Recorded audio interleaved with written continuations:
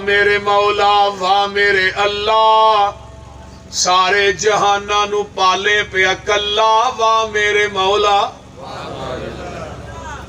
डड्डू कुम्मे मछियां ए तेरियां ने फौजा, पानी दे अंदर करन पईयां मौजा, नजरां तो ओले समुंदरां दा थल्ला, वाह मेरे मौला। इंसान ते हैवान ओदा खा के पल दे,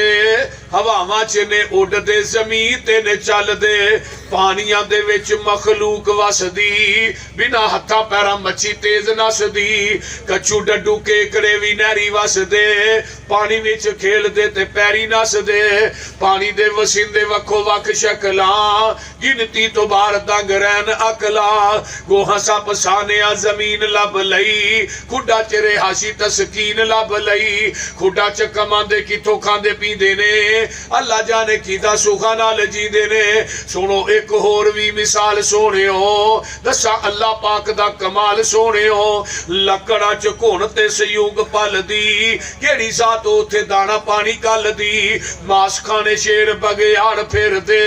बेशुमार बाहरले ने वग छेड़दे,